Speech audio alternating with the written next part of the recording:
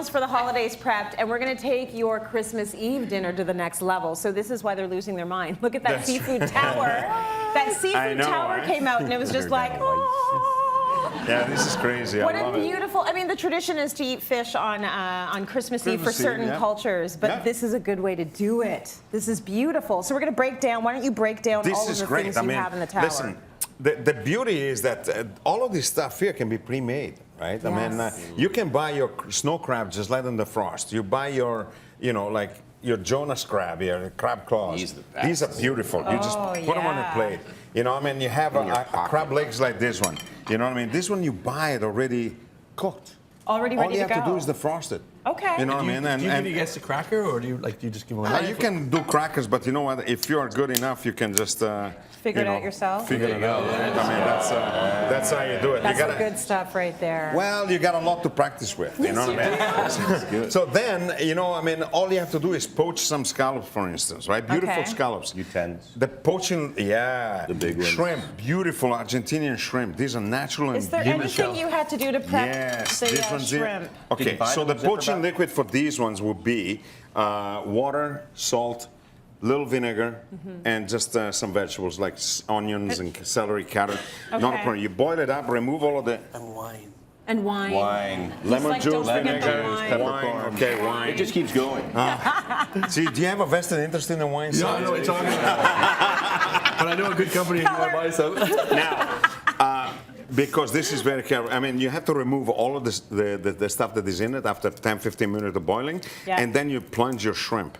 And the shrimp come already cut, so they're easy peel. Okay, so that's the easy part, right? I mean, you just peel them up, but you plunge them. When they start boiling again, take them out and let them cool. Okay? Don't drop them in water, otherwise they get hard, number one, and then you take all the flavor out. Exactly. Hey, don't be afraid to go a little under. Yes, it'll cook its way of course. So clams. I steam the clams, garlic, a little bit of oil, put the clams in, white wine, lots of white wine, and then put a lid on it. Well, this is natural. Put a lid on it, and then let them open. As soon as they're open, take them out, let them rest until they're completely cold, otherwise they'll dry up. Mussels, same thing. Beautiful. Mussels, do the same thing. Then what I did is lobster. There is lobsters over here, and I took my time to debone it completely. Oh, that's nice. Beautiful lobster tails. Yeah, throw some over here. All the work is done ahead of time, and then you chill it, and so you're going to be working ahead of time. But then when the party actually starts, you can enjoy yourself with a glass of wine with all your guests. That's right. This is only going to last about 18 minutes. Right? You put it in front of 10 people, and it's just I usually just take this. With me, that's exactly the point. But you know what? That's almost what you want before you get to the tuna, because you need to, like, what are you doing in terms of preparation to make sure everything stays cool? Do you need everything to be eaten quickly, or do you put everything on ice? No, you put everything on ice. Okay. These bases here, they're made so that they can contain ice and they won't leak. So you get ice, you pound it down, crush it up a little bit, then fill them up, keep them in your freezer, and then you stack them together and you present it. Then you want to put something down like cabbage or seaweed so it's not sitting on the ice, and if the ice does melt, if people are a little nervous and they're not eating, then the ice melts and it still doesn't waterlog the And that's exactly what I have. I have shiso leaves and I have cabbage, shredded cabbage. Now, oysters. So back to the tuna. You were showing us the tuna. What else did you put? The tuna is just barely seared, barely seared, and just seasoned. A little bit of seasoning, your favorite seasoning, and just barely seared. That's all there is to it, like tataki style. Yeah, I have enough. Oysters, beautiful oysters. Buy the best oysters that you can buy. I don't know, they're playing. I'm going to keep them busy. Why don't you just chop these potatoes and chop this octopus. So then all you need really is a bunch of sauces, and you pick up the sauce that you like the most. It can be, your classic cocktail sauce. Just put it on your plate, and that's all you have to do. This is your beautiful plate for, your seafood, right? Yes. Now we have also a beautiful octopus. An octopus everyone is afraid of, but you know what? You can buy. Have you guys done this? Have you tried to? Have you just bought a beautiful octopus? Nobody cooked octopus. Everybody's got an octopus at home, though. Just sitting, just hanging out. I just take it in the aquarium. Water, salt in a pot.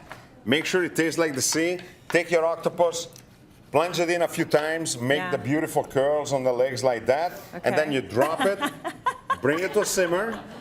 It's food. Yes.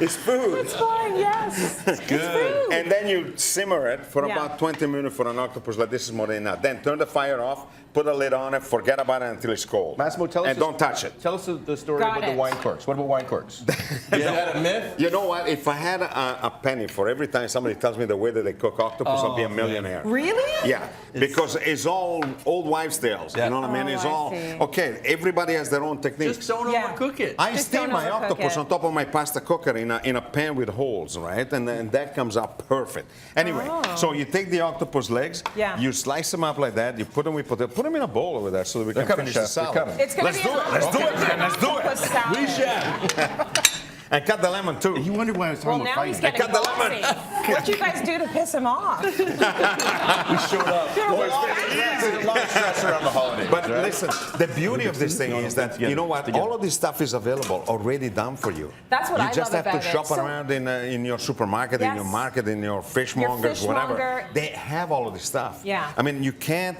you know, the smell of this, I was putting it together in the back of it, and the smell of scallops just permeating the whole room. Yeah. It was driving me insane, you know what I mean? So I want to talk a little bit about the potatoes that Yes. you added in there. I boil my potato whole. I peel them when they're still warm because it's easy. Then I let them cool off and I slice them just like that. And these ones are russet potatoes because I like because they're dry and you know you can use any potato you want. But I like them because they're dry, and that's all there is to it.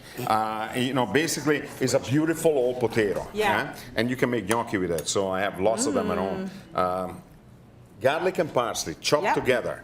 A little bit of salt, a little bit of shaved celery. Lovely. And this is the Italian way, because I mean, listen, everywhere around the always the Mediterranean Italian way. basin, they make octopus in a million different ways. Squeeze away, man. Yeah. Squeeze. Give it a good squeeze. So And then you have fresh. everybody's best friend, olive oil. Olive You're oil. using olive oil? That's crazy. You know what? I gotta keep the Mediterranean feel. So load it up. Olive oil? Good olive oil. I don't care if it's from Italy, Spain, Portugal, He France. does care. You know, He does care. I know I say that, but I do. He cares. But no, but olive oil is good olive oil everywhere. Yes, so when it's from this is- Italy. Okay. I've worked with you a long time. Stunning, chef. Anyway, this is a beautiful little octopus salad. This is a great appetizer, a great starter. It's beautiful. And it should be done and enjoyed.